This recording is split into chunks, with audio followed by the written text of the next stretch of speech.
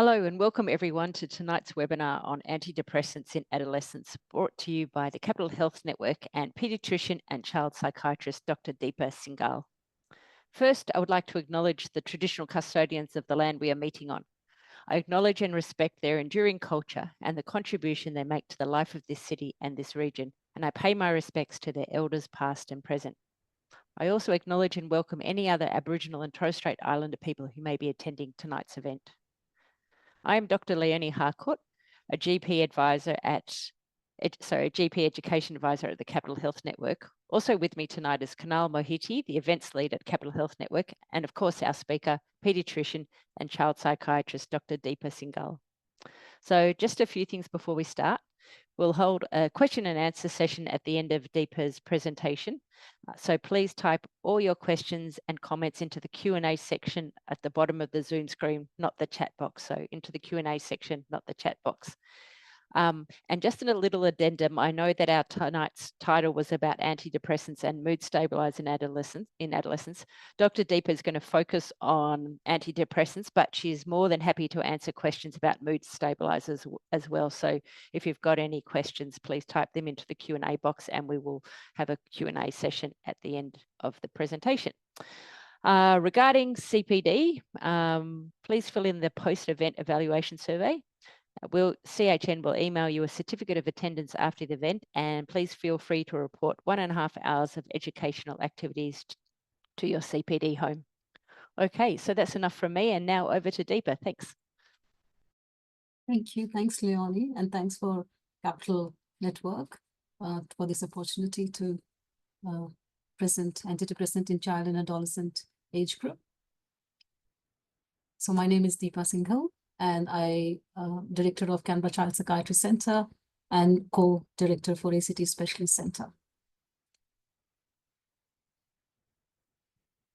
So look, we need to, and it's a very interactive session. More than all, you will all get the slides. So Leonie has the slides and Kunal has the slides, so you will have access to all the slides. So I would like it to be interactive if you want to, at the end I'll have a lot of questions and answers, and I'll try to be as clear as possible. So child and adolescent people, mental health challenge during childhood, really that's the time when they're developing. So they are developing socially, cognitively, and emotionally, and the impact can be lasting and the effect on the quality of life overall long term. There is 19% as Australian adolescent aged 15 to 17 years were diagnosed with depression and anxiety or any other mental illness. In fact, anxiety is the most common mental illness in pediatric and adolescent age group. 20.6% of children in ACT aged 5 to 17 years suffered from mental health illness. And between 12 to 17 years old, 28% were girls. So high school age group, girls are a higher chance of having mental illness compared to boys, which is 15%. So it's pretty high. So when we talk about antidepressants, we first want to talk about major depressive disorder. It's debilitating and potentially lethal in its own right. And it can compromise psychosocial development. Longer term is compromised if it's not treated. It's untreated depression has significant high risk of suicidal ideation, behavior, and potentially completed suicide. Not treating can result in more harm than appropriate use of antidepressant. So judicial use of antidepressant is recommended. When we talk about DSM-5 criteria of major depressive disorder, in DSM-4, there were 10 criteria. If you have 4 or more present, then that was the diagnostic criteria. But out of low mood, which has to be there for 2 weeks, most of the time throughout the day. Sometimes in adolescent and younger age group, it can present as irritability. They are more agitated sometimes than can be withdrawn. But in change in behavior with increased irritability and agitation can present in adolescent age group as part of depressive symptomatology.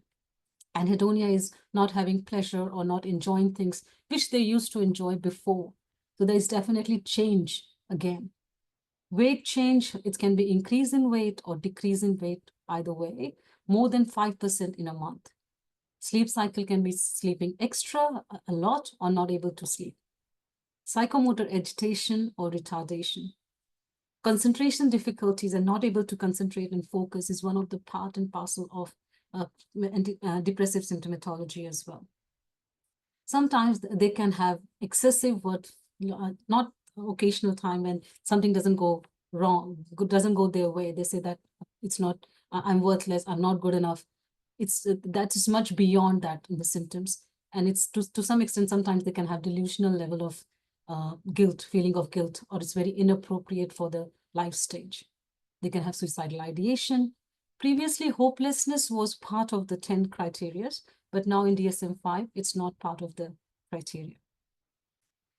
The most important thing is the impairment or distress, impairment in the functionality. So in pediatric age group or adolescent age group, we talk about their academics or their functioning at school, social, their extracurricular activities, and day-to-day functioning. If they're not able to maintain, then it's a functional impairment. And of course, there is distress associated with it.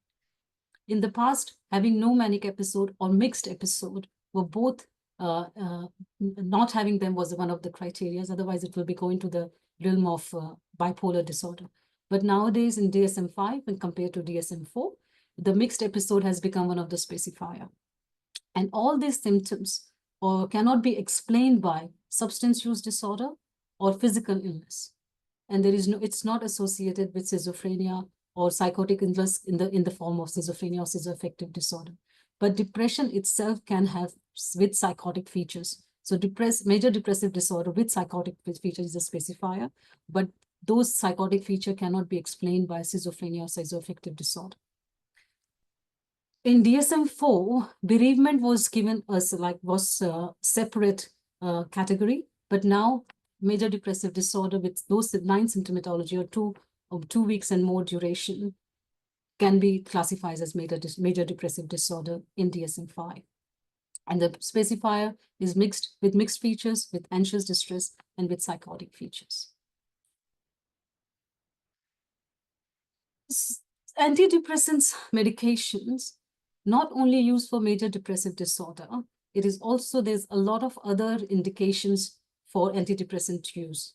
Anxiety, obsessive compulsive disorder, ADHD, sometimes we use it as a comorbidity if there is comorbidity present, selective mutism, and neurodiverse disorder or intellectual disability we also use antidepressants medications.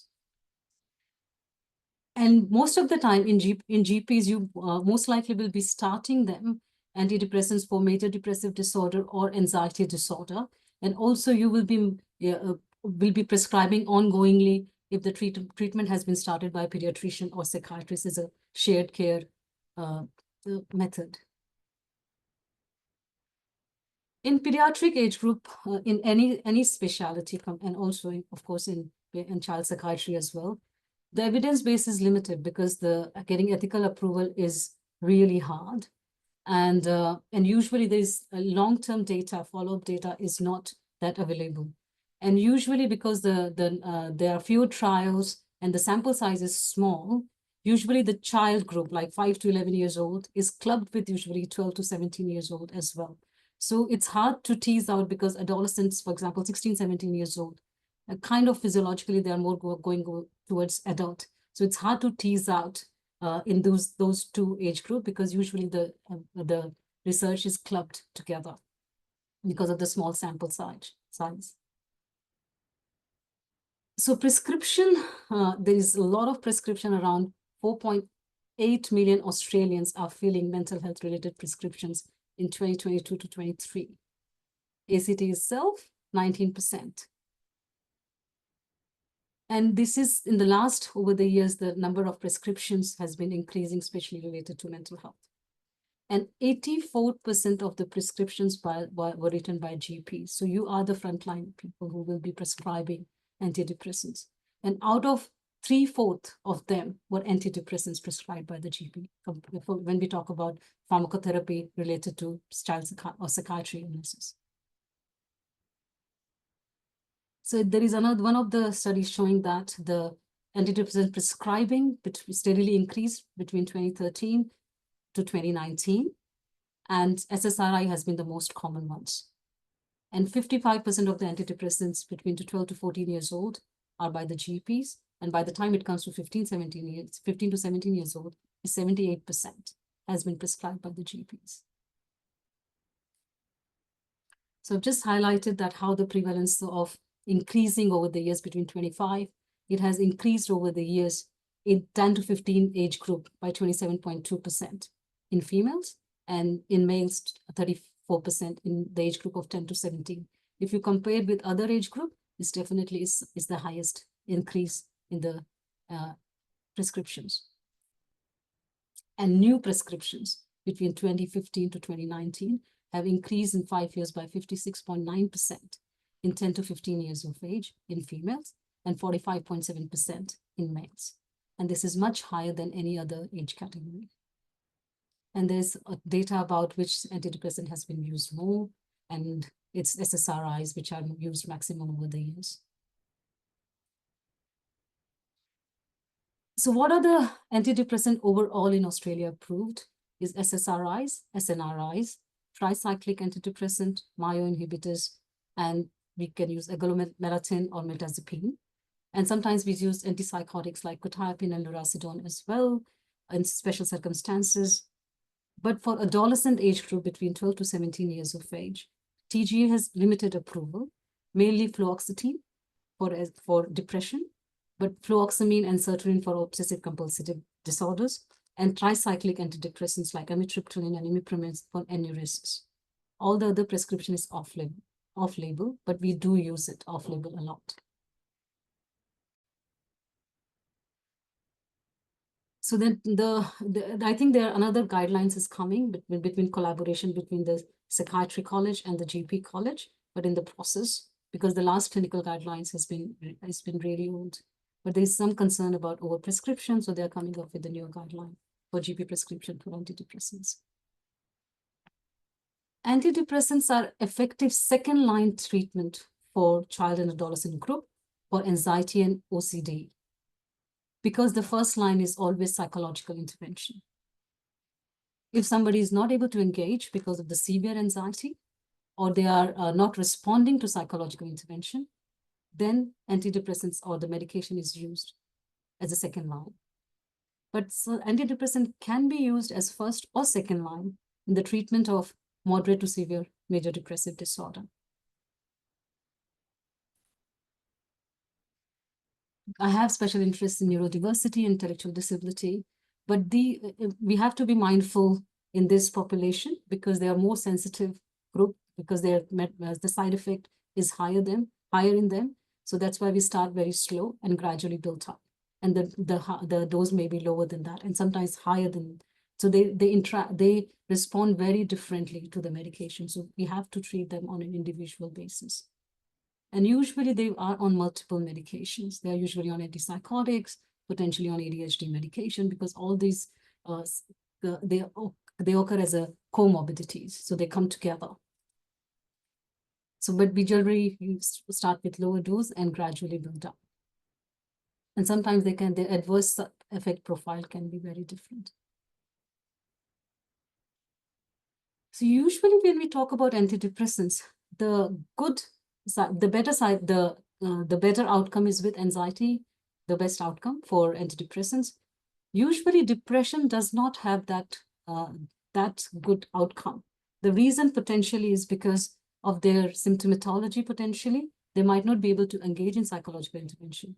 Their engagement or taking medication or their adherence might be very poor because they withdraw, they're depressed, I'm not worth treatment, I cannot concentrate. So there is a potential that because of their symptomatology, their compliance with medication is low. Their compliance with therapy might be low. So the effect or the outcome of depressive symptomatology is less compared to anxiety and potentially OCD, depending on the symptomatology, how severe is the presentation. But for similar severity, so the anxiety, person with anxiety respond better in pediatric age group. And usually the other thing is that the depression might not be only simple depression. There can be associated personality difficulty, eating disorder, and conduct disorder, other traumatic past PTSD symptomatology as well. So that's why they potentially respond the outcome is comparatively less favorable, and usually there's more recurrence in major depressive disorder compared to anxiety disorders. So what are the medications we use, which includes anxiety disorders? So fluoxamine, sertraline, fluoxetine. Some people use paroxetine in adolescent age group as well. And these are the dosing profile too. Usually we start smaller dose. So for example, fluoxetine, you can start with 20, but in the younger age group, especially when we are talking about adolescent, you can start by the time they're hitting 17, 18, you can start with 20 milligrams. But with younger age group, we usually start with 10 milligrams. And in the outpatient setting, we can go increase by every week. So 10 milligram in the next week, they can be on 20 milligrams.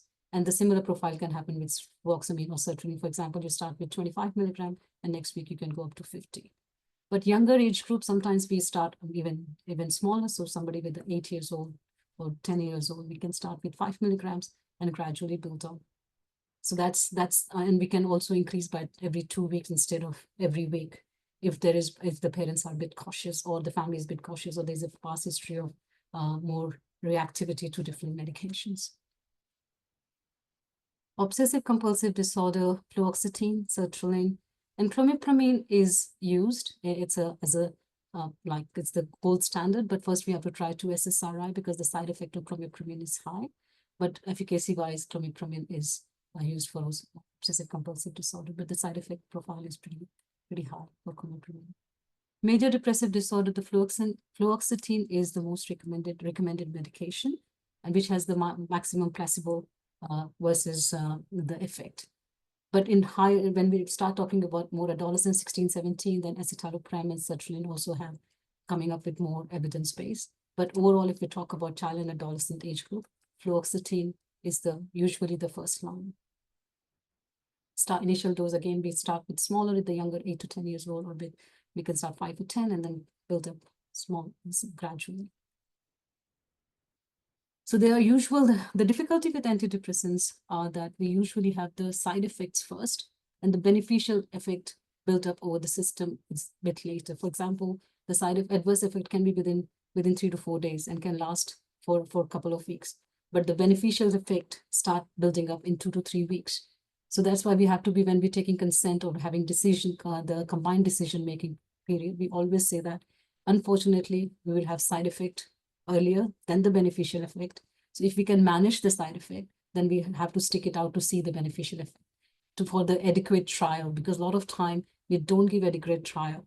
So, and then we keep on, this is not working, that is not working. So having adequate trial of medication or antidepressant is really, really important. I cannot emphasize enough. And for that matter, that's why we start very small. If we want for the body to adjust, so we can start small and gradually build up.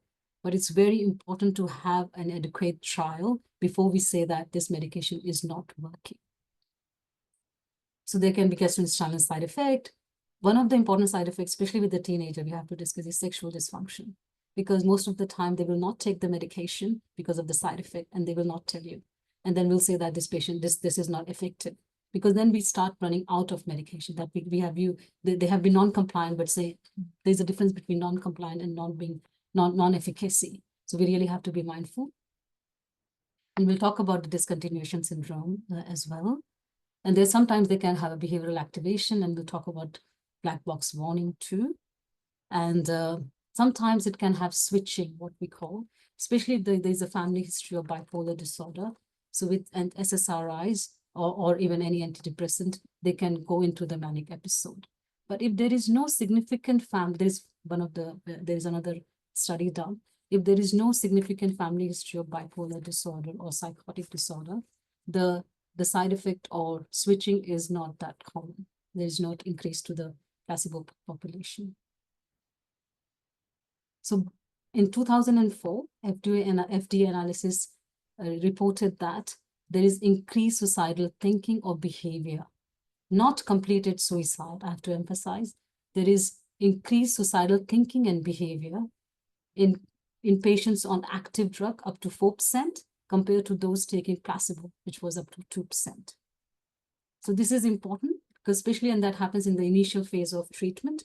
And there is different theories about why this happened, but there is behavioral activation happened. Potentially, some people will say that because they were withdrawn and now they have more energy, so there is increased chance of activation. But it usually, there are few things we know that there is more market in patients with depression compared to anxiety, more in adolescent compared to pre-adolescent age group, but there is no complete suicide in any clinical trial. Overall, when we talk about risk-benefit analysis, there is the treatment is overall, if somebody is not treated and they have severe depression, there's high chance of suicide compared to if somebody is monitored and treated with antidepressants. So that's, again, just a bit more about black box warning or the suicidal ideation. So thoughts of self-harm or behavior of self-harm is more. And it's more common with SNRI, like venlafaxine. Overall, but SSRI and SNRI are safer in overdose than the older tricyclic antidepressant and myo inhibitors. And we don't use usually myo inhibitors in pediatric age group. Very, like we're talking about a very rare, significantly with after second opinion within the psychiatrist as well. Sometimes we use myo inhibitors in depressive setting. Tricyclics we use, and amitriptyline we do use. Apart from anuresis, we use it in depression as well in younger age group. And in older age group, if there is a chronic pain, we use amitriptyline too. So this is one of the study. You can have it about some more information about black box warning. And also this study shows that what has been the trend before the black box warning and after the black box warning. And it seems that after the black box warning, there was some reduction in antidepressant use, but within a couple of years, it was equal to pre, and after that, it kept on increasing again. So we have to talk about serotonergic syndrome. So what are the usually in clinical setting, what we usually see is in overdose, when the young person come with overdose, or combination medication in the higher doses that can happen. So myo inhibitors, usually that's because we don't use it that much in younger population. SSRIs, yes, in high dose overdose, we do see that. SNRIs in overdose, we do see that. Tricyclic antidepressant, stimulant combination medication, and if herbs, so hallucinogen, if they are using some substances as well. Migraine medication, and there's other whole heaps of medication in combination can cause serotonergic syndrome. And this is a life-threatening situation. In moderate to severe form, it needs hospitalization. So how does it present? Agitation, not able to see, is very agitated. Heart rate, it does affect the heart rate, blood pressure, dilated pupil, and muscle coordination, a lot of twitching, and that needs to be symptomatic monitoring. If needed, need to go to ICU sometimes, or we have to treat symptomatically. But a lot of time we see very mild, and we need monitoring till the medication is washed out. So most of the time is we wait till it's mild overdosing, then we just wait for it to wash out. Otherwise, we have to go through the whole sedation, monitoring, if needed, intubation. So we all have to, but most of the time it's mild, needs monitoring. Other important thing about SSRI prescription is we should not be stopping it all of a sudden. So the way we build it up, also we have to, once we decide that we need to give a trial of stopping the medication, then we really have to taper it off. We don't stop all of a sudden, because otherwise there will be withdrawal, or it's a discontinuation syndrome, which may look like flu-like symptom, insomnia, nausea, imbalance, and hyperarousal. So that's why we talk about discontinuation syndrome. And sometimes if somebody is on it for a really long period of time, there is no rush of stopping it in 1 or 2 weeks, because you have to maintain the function of young person. So you can, and sometimes it's good to reduce it during the school holidays, because then there's a chances that if there is any side effect, we don't have to reduce it further. We just can be on the smaller dose until the body get used to the smaller dose, and then we reduce it further. So depending on the reactivity or how the young person respond, we have to slow down in reduction the medication. This is one of the most, it's Dr. Philip Hazel, 2022, it came out. This article is really, really good for very practical information about antidepressant use in general. and it's from Dr. Philip Hazel is from Rivendell in Sydney, and this is for very much for the prescriber in Australia. So please read this article because it's had very practical, very short 2 to 3 page article, very streamlined information about how to use antidepressants. So if one article I hope you to read is this one, because it's just very streamlined, when to use, when to stop, with what medication is pretty much streamlined in this paper. So there's a bit of pharmacodynamics. So this is, they work on the serotonergic reuptake. They inhibit the serotonergic reuptake, and that's how they increase the serotonin in the central nervous system. There's also, there is absorption is through GI tract, and also there's a liver enzymes involved. That's why there's interaction with other medications as well. And there's an active metabolite, norfloxacin in fluoxetine. That's why the half-life of fluoxetine is much higher. So sometimes the side effect, somebody has side effect, it's much longer with fluoxetine that the system settles down. So there are some interactions because it has high protein binding, it's metabolized through the liver enzymes. So there is a potential of, as we discussed, I just highlighted the main ones because we do use atomoxetine and beta blockers quite regularly in this pediatric age group, and migraine medication we use. So we have to be careful for some of the more commonly used medications in pediatric age group with SSRI. There's not much with estrogen, and then as you will know more as well, that with contraceptive, with estrogen, there is not much combination with fluoxetine.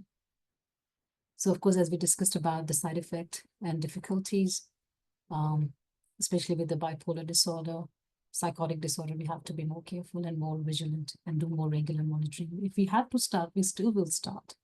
If there's a family history of bipolar disorder, but we will monitor it more regularly. We'll start with smaller dose. You can take, it might be a good idea to refer to the specialist as well, but we start small, we'll still try if needed, depending on the depressive symptomatology and response to the psychological intervention and the functioning. That's another article about how the increase in the psychotropic medication between 2011 and 2018. And fluoxetine has been the most common prescribed antidepressants, 5+ and younger age group amitriptyline. ADHD medication. And pregnancy, sometimes the teenage pregnancy happen if they're on fluoxetine. It's usually the premature birth is the most important side effect. There's another study which shows that for long-term follow-up, who has around young people with 3 to 12 years, after they were in the child adolescent mental health services, how they followed up for 8 follow-up sessions. So some of them have never used because they were just seeing psychologists, which is around 40.6%. 41.4% have single episode they used for a particular time for antidepressants. And 18% have multiple episodes of antidepressants. Usually the anxiety responds better, and recurrence use of antidepressant is more common in major depressive disorder. And usually sometimes people will discontinue because they find it side effect, or they find sometimes it's ineffective, or the symptoms have improved. But usually recurrence is more common for needing multiple episodes of antidepressants is more common in major depressive disorder. So we really have psychological intervention is the primary intervention or first line intervention, unless and until it's severe, that the symptoms are so severe that the young person cannot even engage in psychological intervention. They're not eating, they're severely withdrawn. But if psychological intervention, then we have to think about what psychological intervention, which modality. So we need to look at the circumstances of the young person, circumstances of the family, what's the developmental stage and the maturity, where we are providing the therapy, are we in what setting we are in, and what is the neurodevelopmental stage of the young person, and what the patient and families always share decision making. And we'll always consider child abuse, because in pediatric age group, we talked about shared decision making, digital CBT, especially in today's day and age.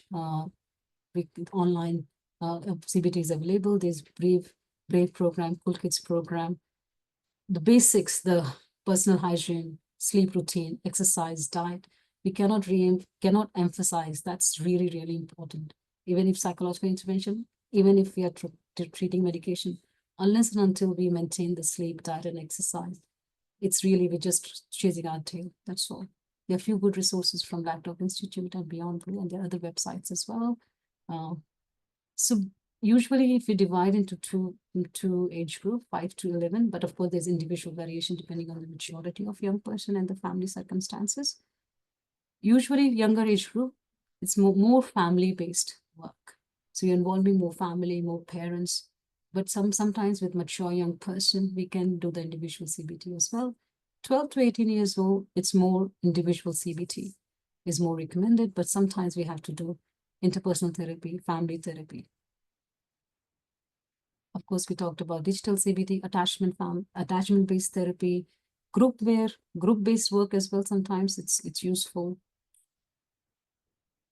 Another consideration is like, because by the time they're 16, 17, 18, we have to consider going to the adult services. Very, very rarely we use ECT in adolescent age group. Not recommended 5 to 11. Very rarely, I think in my whole career, I've only referred one person around 16, 17 years old with significant depressive, but it required 2 psychiatric opinion, including one person with the ECT expertise. Very, very rare in adolescent age group. RTMS, because now the child and adult psychiatry and there is youth psychiatry coming as well, between 18 to 25 years of age.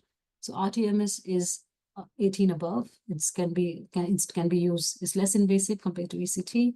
Of course, ECT is quite efficacious, but it's more invasive and more side effects. So RTMS in youth population beyond 18 years of age is also can be used for the treatment resistance or treatment failure.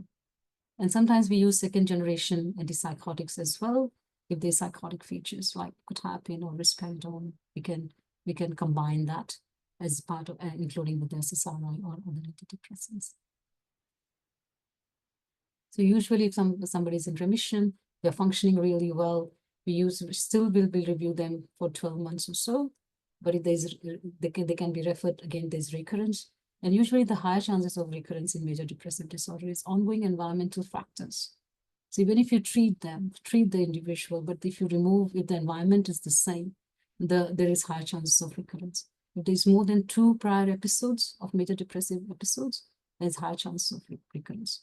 And if there is even if there's not full episode in between the recovery phases, still there is, instead of 5, for example, 2, 3 symptoms are already ongoing, then it's higher chances. So if there's a recurrent depression, we should be following up at least for 2 years after remission.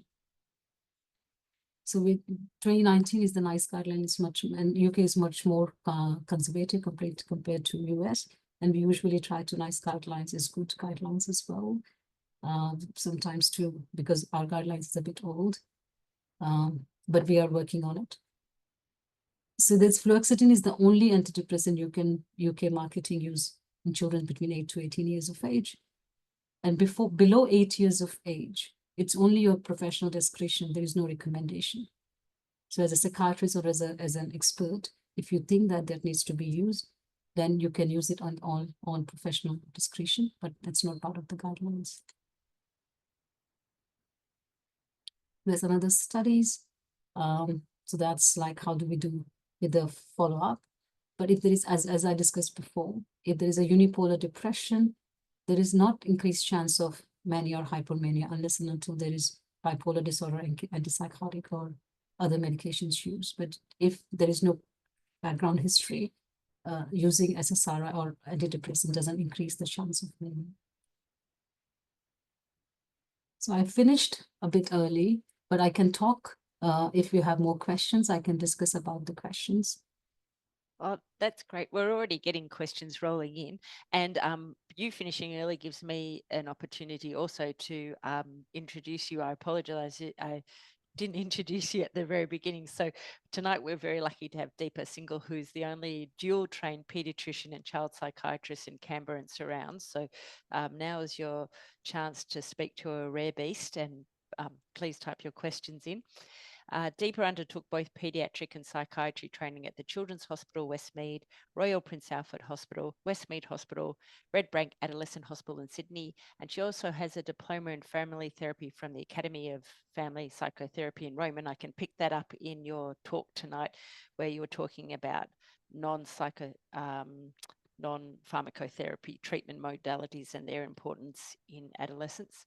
Deepa is the director of a multidisciplinary Canberra Child Psychiatry Centre and is also the co-director at the ACT Specialist Centre. So she's very qualified to speak tonight. So we might start the Q&A session now, Deepa.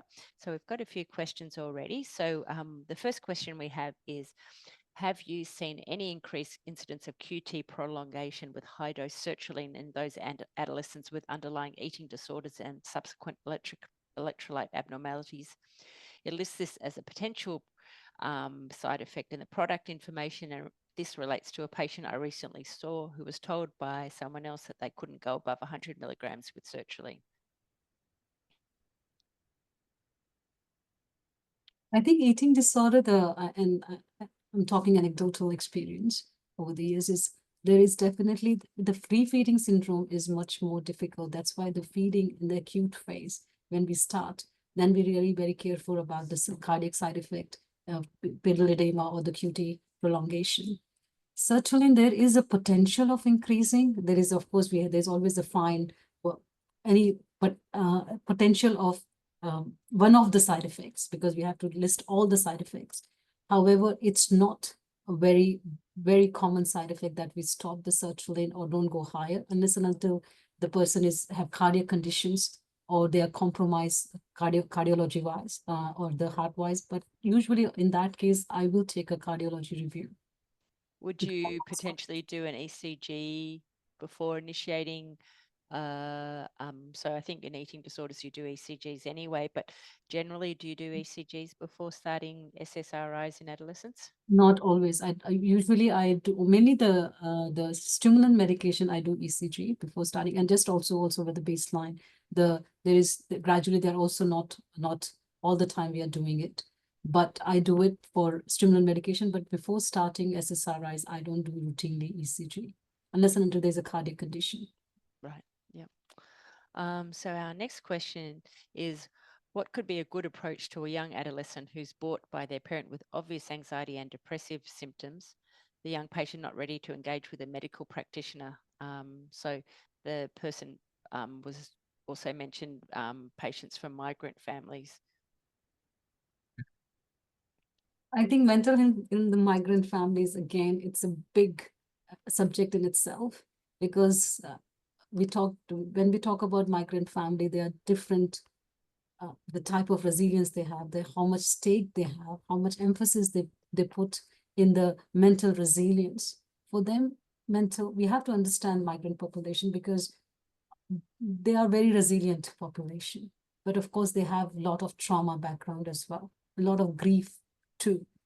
And usually the migrant population come from where their currency is their mental strength. And that's how they move forward. So however, if there's huge taboo related to mental illness. So mental illness, they are much better. Things are changing, but overall in general, they are much better at accepting physical illness. So a lot of time with anxiety and depression, they present with somatoform or the physical symptomatology, compared to saying that low mood or the typical mental health symptomatology. So if they are not engaging, the only thing we can do is making sure the risk profile. Most important thing in any presentation is maintaining the risk to the young person, their family, or anybody else. So that's non-negotiable. If that's the case, we might need to send them to the hospital, and if needed, involuntary treatment. So that's one line. But if you don't have enough grounds to do the involuntary treatment or sent to the hospital because of the risk issue, but you're worried about their functionality or their engagement or their low mood, in that case, I hope that either you are able to engage with the parents or the young person and gradually see them more and monitor them regularly. If they are not able to engage, they will not engage. Either you can make sure that they reach a point when they are happy to engage, but otherwise, if they are happy to come to you, So maybe you have regular sessions with them or regular appointment with them every month, depending on, or maybe every fortnight. And that a GP can be the main point of supportive therapy for the young person, the family. I think when I've been in that situation, I've tried to engage child and adolescent mental health services and get one of their choice appointments.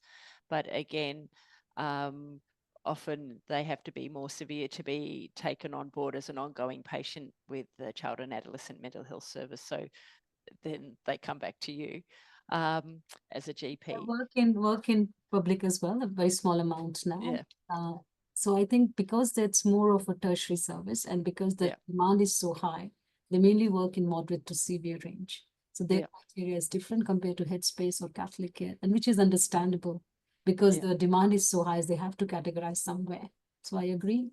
But choice appointment is for everyone. And with the help of choice appointment, they do a kind of a triage system and they will provide the resources where they can go. Yeah.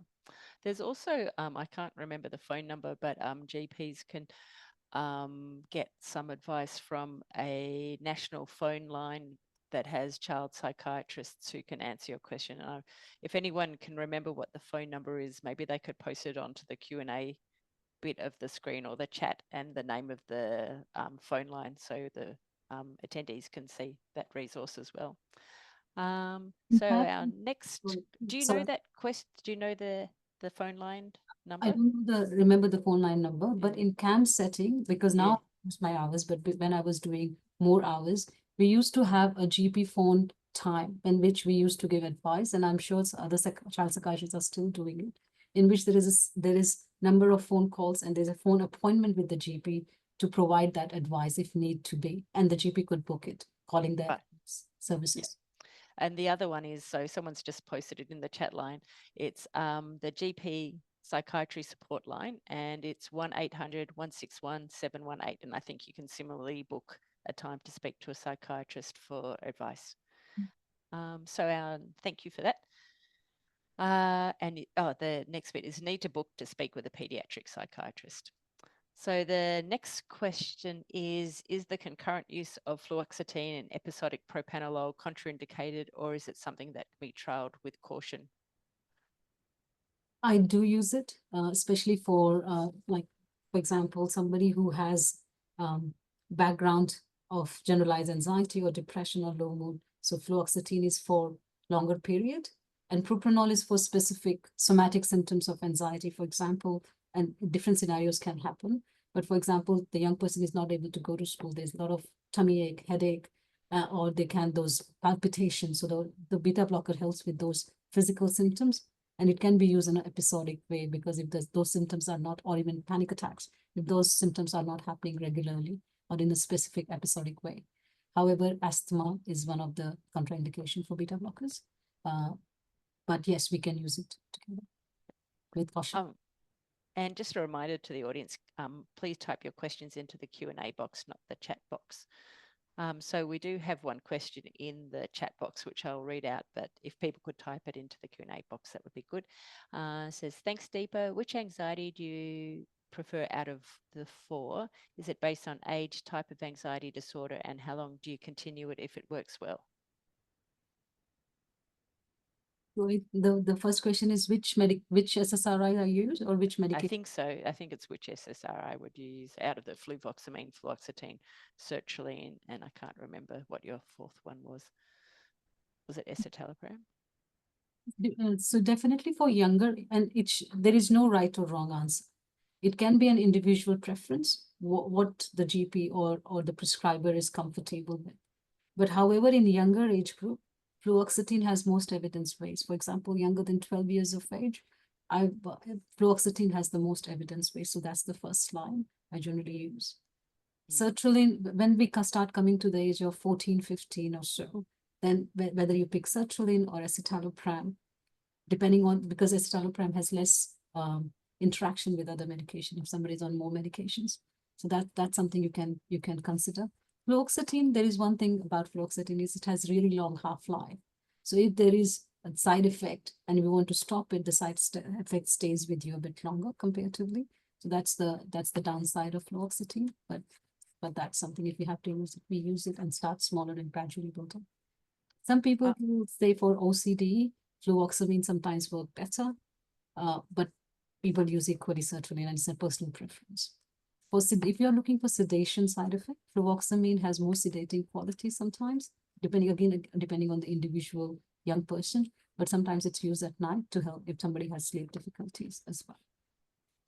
So I was going to ask, so what time of the day do you recommend people take their, aside from fluvoxamine, which take at night, what time of the day do you recommend people take the fluoxetine or the sertraline or the escitalopram?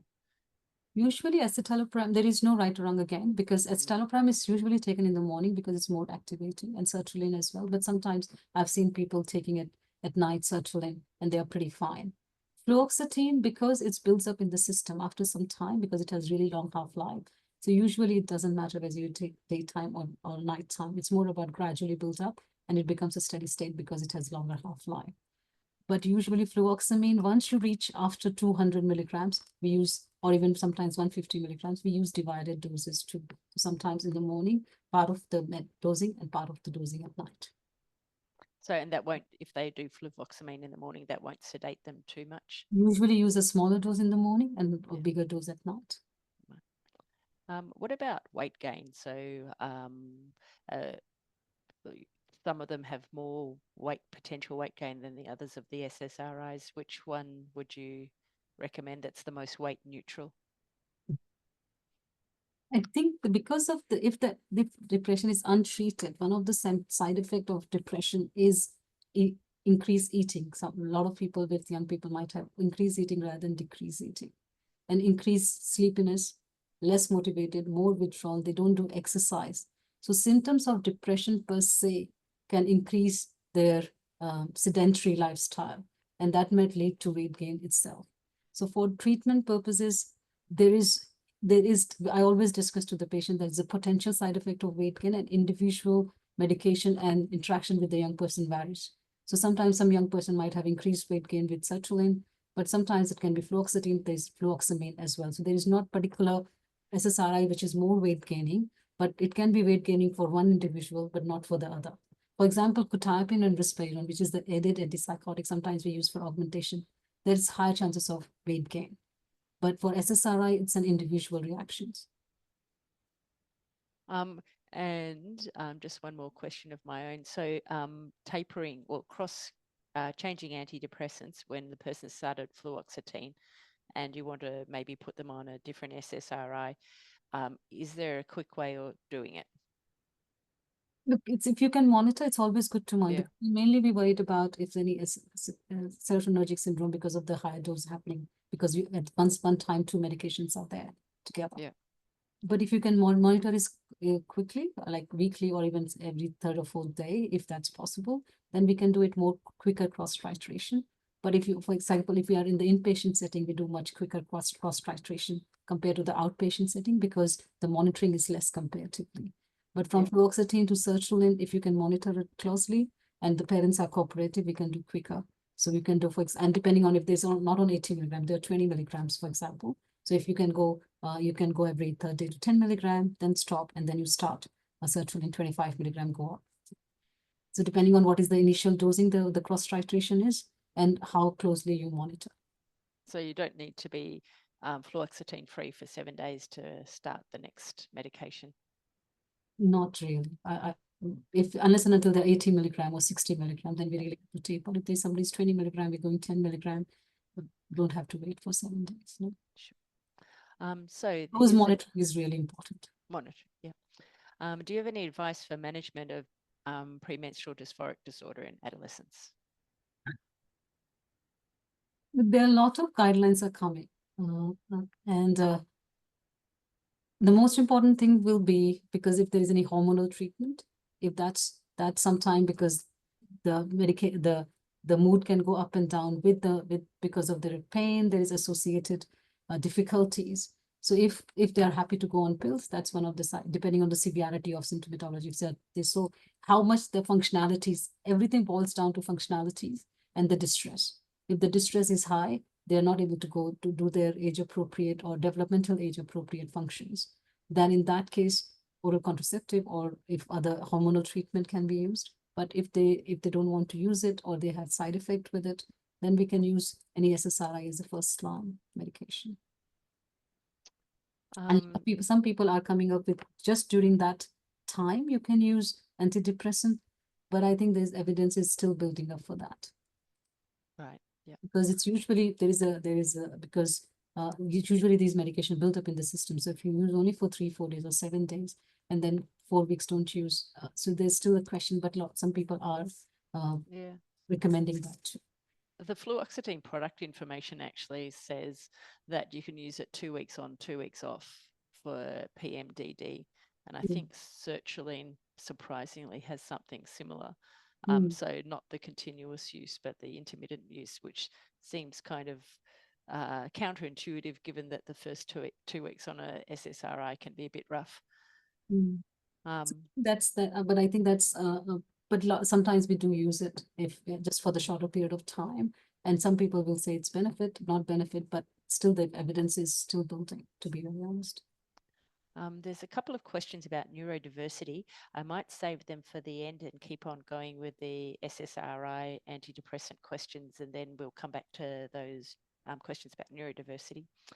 So how do you manage chronic suicidal ideation with SSRIs? Any increased side effects, any caution, any preference with medications? We do use SSRIs if there's even if chronic suicidal ideation, because a lot of young people with anxiety and depression have chronic suicidal ideation, which is usually unpredictable, and it can be sometimes just at the time of distress and impulsive as well, if there is any personality vulnerability associated with their depression. However, I think the most important thing, having a good safety plan with them, having psychological intervention, but having a good safety plan. If the young person want to find something, they will find it. But as long as we can lock all the major like knives and the access is reduced, close monitoring with the family members, having a safety plan, making sure that they have all the numbers then they can call. And sometimes with the not having the access, depending on how you're worried about the risk profile, not having the access to the medication, and the parents can we sometimes ask the parents to give the medication and observe at least for 10 minutes, 10 to 15 minutes in front of, so that they don't spit it and start hoarding. So taking the medication in front of them.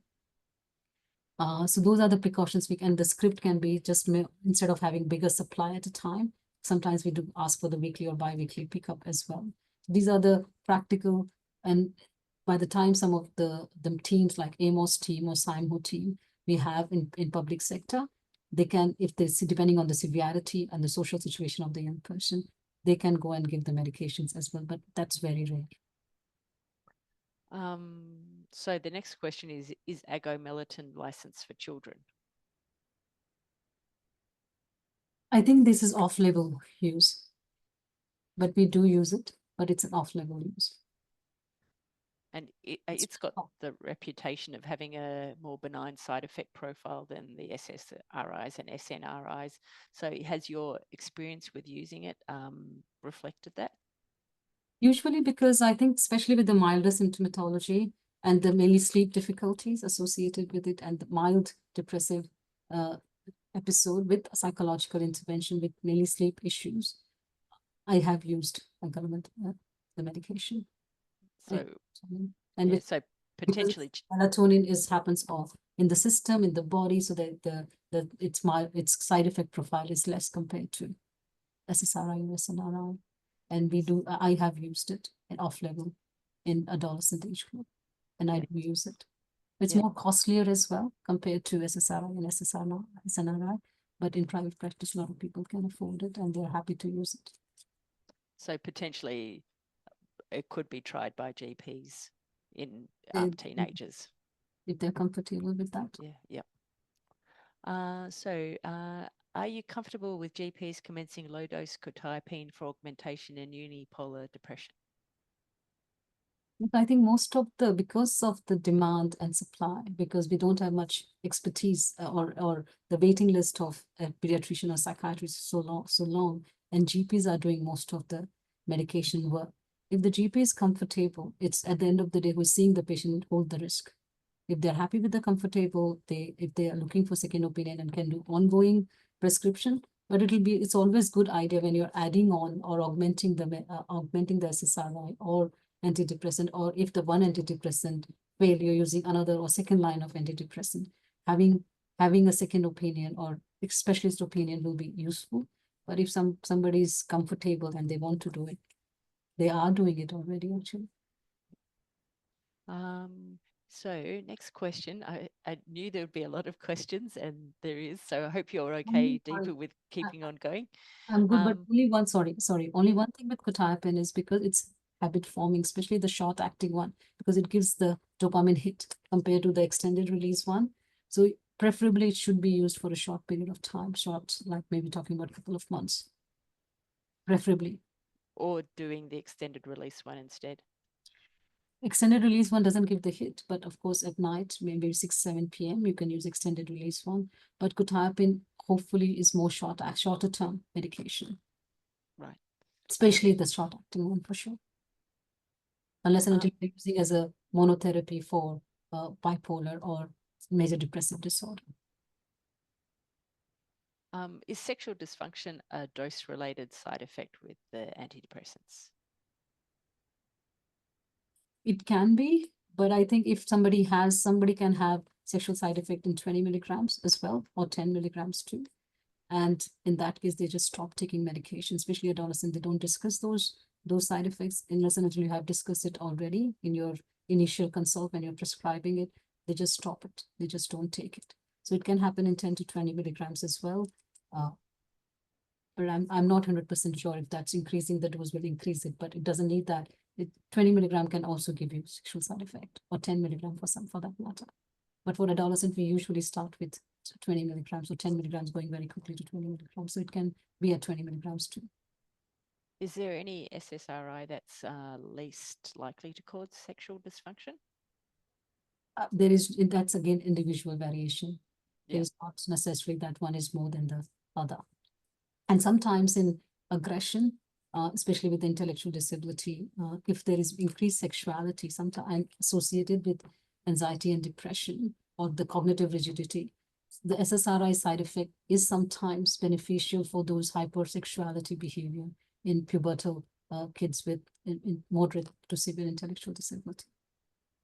Would you ever use mirtazapine in adolescents? Yeah, if you're looking for sedation and they are not able to sleep at night, and it's a second line after two SSRI has been tried, but again, if there's a sedation issue or but mirtazapine can cause significant weight gain. It's one of the medications which cause weight gain. But if somebody has issues with weight gain, so side effect profile can be used individually depending on the presentation for a young person. But yes, mirtazapine is used quite regularly. Because it doesn't have as much of a sexual dysfunction effect as the other ones, but yeah. But weight gain side effect. Weight gain, yeah. Okay. So I might just come back to this question, but I want to ask this one. So risk of serotonin syndrome on SSRI and taking an occasional triptan for migraine, or on dansetron for migraine, or those types of medications? Taking polypharmacy is it's very common. In ideal world, we will do only monotherapy, but polypharmacy practically and clinically, we do see it all the time. And I'm sure GP see it all the time. So SSR, we do use Onden syndrome, somebody's on, or for example, even beta blocker, or somebody's on migraine medication, or even atomoxetine for that matter. We do use combination medication if somebody has substance use disorder. So we prefer atomoxetine non-stimulant medication compared to stimulant medication. But they're also sometimes on antidepressants as well. So we do use combination medication. And we discuss about this potential of syndrome, of serotonergic syndrome. We monitor it very, and increase the dosing cautiously. However, we do use it combination medication. But a one-off triptan, like a Maxalt wafer or something for a migraine, once a month wouldn't pose too much danger? Should not, but if it has happened, it has to happen in that individual. It can happen in that individual. Right. Yep. And likewise, I think you mentioned in the talk, there's a question about ADHD and SSRI and serotonin syndrome. So I think you mentioned that's a potential kind of Mm, place to be careful as well. mm, mm. Yeah. But again, it's a very common practice to use in combination medication. Yeah. So what are your general recommendations regarding duration of treatment? And so usually depending on the symptomatology, always the first line is always try to trial off without the medication if especially with the first episode. So usually when we talk about if the functionality is good and the environment is improved, then 3 to 6 months after the young person is in the full functionality, we continue with the same dose where they reach the full functionality with the improved environment. For example, if somebody's functionality is improved, but there is ongoing environmental factors, so might as well continue because you have reached the full functionality. So and also of course psychological intervention is ongoing. However, in ideal situation, we talk about if the functionality is improved 3 to 6 months, we continue with the antidepressants and then we try to taper off. So once they've been feeling good, 3 to 6 months after that. Not even feeling good because sometimes they will go for the gradual return to school, for example, gradually going back to the extracurricular activities. So feeling, and that's really important what you raised about feeling good. Sometimes there's more, the objective signs of improvement comes first, then the subjective signs, like feeling good comes really late, to be honest. But the parents or the people will use that he's less withdrawn, he's more engaging in the family, he's taking part in different activities a bit more. But when you're talking to the young person in the session, you'll say, I feel the same. There is no effect. This is not working. But when you take the collateral information, the parents will say, that he's definitely less in his room. He's interacting. He's sitting on the dinner table. He started interacting with his friends. He's gone out with his friends. So objective signs of improvement we see first compared to subjective sign, which lags behind. Oh, that's interesting. Yep. So interesting that the article on antidepressant use in adolescence that showed up to the 2018 use had girls as higher use, but boys with higher ADHD use. I wonder if this is still the case now, given the increased diagnosis of females, I guess, with ADHD in the last 5 years. Does that make sense? Yeah, Yeah. definitely. Yeah. Because now there is more identification or more diagnostic like assessments for young people or especially girls because they present with inattentive more commonly with ADHD. So that case, if somebody is not disturbing the class in the school, and people are getting more aware as well because the girls present differently and present with more inattentive type. If somebody is not hyperactive, somebody is not impulsive, they're sitting behind, daydreaming, doodling away, they're less of a problem to the class. So they go under the radar till, for example, the expectations becomes really high because in primary school, there's hardly much expectation. There's hardly much homework in the system. So by the time the high school come, they just hit the concentration doesn't the difficulty cannot cope with the expectation. And that time, the high school may lead the presence with inattentive type, ADHD presentation. So, but now, because the people are more aware, so there is definitely increased ADHD diagnosis and stimulant treatment for young females as well. So I think we talked a little bit about augmenting SSRIs with low dose antipsychotics, and I wanted to ask a question about the use of low dose antipsychotics in like risperidone or olanzapine in autism. So in the child with autism who is just shut down and not doing anything, and yeah, how often do you use that or? For young people with autism, for risperidone, especially, it's on PBS, Yeah. especially for the behavioral agitation, aggression. So Yeah. risperidone is used quite commonly, or there's a first line because it's more potent and more effective. However, it has metabolic side effect, weight gain side effect is very common with risperidone. So we have to discuss that with the common decision making. But sometimes the aggression, the physical aggression, the property damage, the harm to the carer is so severe. They're just affecting their their functioning, family functionings, everybody's. It's very, very hard. And the young person is themselves are very distressed because of they can't control their own agitations or meltdowns. So in that situation, we do use risperidone. However, people also tend to, once the acute situation is contained, try to use more antipsychotic with better metabolic side effect, potentially aripiprazole or lurasidone or other medication can be used down the track, but those medication takes time to build up in the system. Risperidone is very acute, very quick. Olanzapine can be used, but I think olanzapine is more classically used, no right or wrong, but with eating disorder, if there is those rumination at night about, or to the extent the eating disorder cognitions are to the extent of delusion, then we sometimes use olanzapine as a medication to help with those cognitions to the extent of delusion, the eating disorder cognitions, which leading towards the delusion state. Especially at night, they're not able to sleep. They're just going round and round and round. And especially during the meal times, which is because they're planned meal time in eating disorder, in family-based therapy. But they're so distressed because of those ruminating thought processes, then we use it during the meal time as well. So that's more commonly used for olanzapine.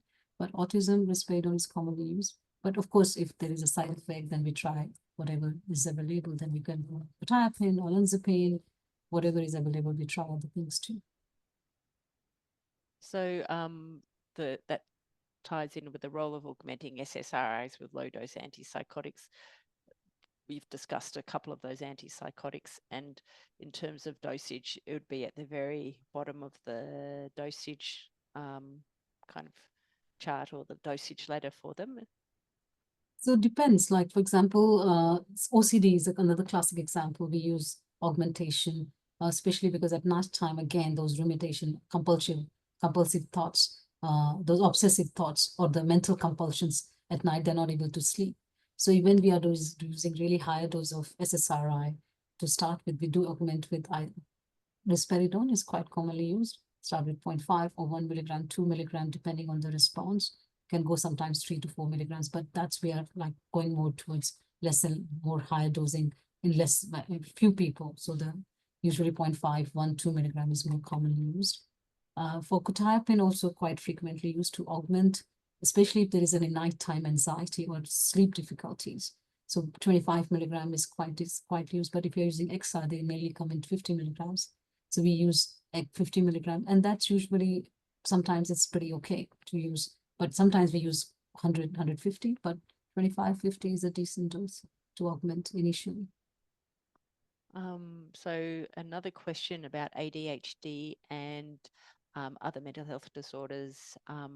So I now see many adolescents on ADHD medication. What antidepressants can be used, as often there is a crossover with other mental health disorders, and the ADHD meds don't always treat all the symptoms? So and in fact, one of the side effects of ADHD medication, when they're coming off the meltdowns, when we talk about then long acting, for example, even for short acting too, so they have 3 or 4 hours Ritalin, and then there is a meltdown. There's coming down of stimulant medication, as the young person or the family says, or the Vyvanse has really worked till the evening, and then come evening, and then the young person will start having a lot of anxiety, meltdowns, those symptomatology. Or a lot of stimulant medication can increase per se anxiety itself. So we do use combination medication, or it can come as a comorbidity, the coexistence of anxiety as well as ADHD can happen and it's very common to happen. So in that case, we do use SSRI, fluoxetine, sertraline can use, and it's young person, I tend to use again fluoxetine more, but in older population, I'm happy to use sertraline or escitalopram as well. So I think we've almost come to the end of our questions there. I think we've got very good value from you, Deepa. You probably want to go and have a drink and some dinner soon. So the last question was on autism assessments. And do you have any advice for GPs when trying to diagnose autism in a child? Would you support the autism assessments done by psychologists? I thought most psychologists did the autism assessments and then they saw the pediatrician or the psychiatrist. Is that correct? It depends, like, because neuropsychologists can, and depending on if they're different, like my understanding is neuropsychologists can provide the diagnostic assessment, and that can be used for the NDIS. However, when it comes to registered psychologist, and correct me if I'm wrong, then they need a specialist endorsement like pediatrician or psychiatrist for the diagnosis. I usually do, at least if it's very easy to diagnose by the time they come to level 2, level 3. There is somebody who is having stemming in front of you in the session when they are echolalia. So there's a telltale signs and there is no poor eye contact. So those, by the time they're level 2, level 3, they're there in your room, and you can there is no question in their presentation. However, when we talk about adolescent age group, level 1, high functioning, then we are really teasing out what the developmental trajectory has been. So really, I really tend to do the developmental trajectory assessment, what it was at the time of birth, initially, later on, and then whether it's when they come to the adolescent age group, whether their anxiety, depression are confounding factor in their presentation and the diagnostic assessment, or what we call shadowing effect. Because if there is shadowing effect, where somebody has good social skill, they have good, there is no concern, and all of a sudden they will start, by the 15, 16 years of age, they start having sensory issues, they start having those cognitive rigidity. We really have to be careful. How are we treating, diagnosing autism, or we are still in the realm of social anxiety, or which the evidence become increasing in the adolescents, especially girls. So we really have to tease out. And in that case, I really I'm not. I really have to do my own assessment before. I'm not endorsing any assessment. Right. So Sorry. sometimes a psychologist and sometimes a medical specialist, and it depends on the kind of clinical picture is the answer. It's more like, it's not a cross-sectional, it's more longitudinal assessment, developmental assessment. It's not about only ticking the boxes for that time. We really have to do the developmental trajectory assessment. We've got one last question. We've got two more questions. People are just sneaking in with a couple more questions. So there was a question about clonidine for aggressive behavior. So we talked about the risperidone. Is clonidine used much? Yeah, because the good thing about clonidine is it doesn't have major weight gain side effect. Of course, it affects the blood pressure. However, in younger age groups, especially like when we are talking 5, 6, preschooler, kindergarten, young people, sometimes the first line treatment for ADHD as well, because it does work with the hyperactivity and those the impulsive part of the presentation, which is more common in that age group. Because the requirement for sitting down and concentration is comparatively less. It's only they present as a destructive kid. In general, I'm talking about. There are variation. But in general, they present with more impulsive, hyperactive kid. And clonidine can be the first line. We do use for aggression as well, clonidine, but the efficacy of clonidine compared to risperidone overall is less.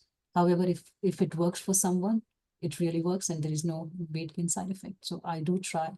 And another part is Intuniv as well, because which is longer acting and can be used once daily dosing too. So that something can be used too, especially, but that has to be ADHD diagnosis associated with that. A TUNIP, I think it has to be started by a pediatrician or a psychiatrist, not by a GP though. But then you can continue once, because a lot of time it's a shared kid. Well, most of the specialists, what they do is they stabilize the young person on a medication, and the ongoing prescription is by the GP.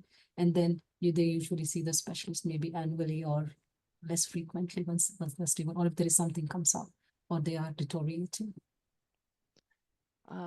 And I think this comment on the Q&A was talking about the autism assessment. So it says, children require either a clinical psychologist or a pediatrician for diagnosis.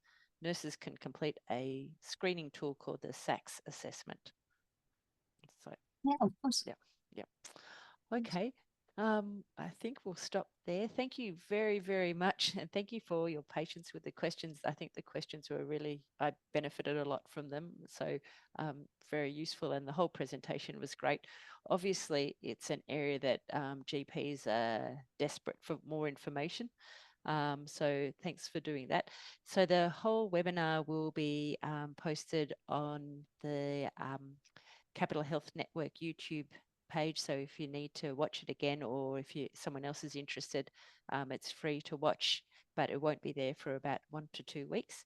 please complete your post-event evaluation survey and record 1.5 hours of educational activity. And thank you again to Deepa for such an amazing presentation. And yeah, I hope you have a break and back to work tomorrow. Hey.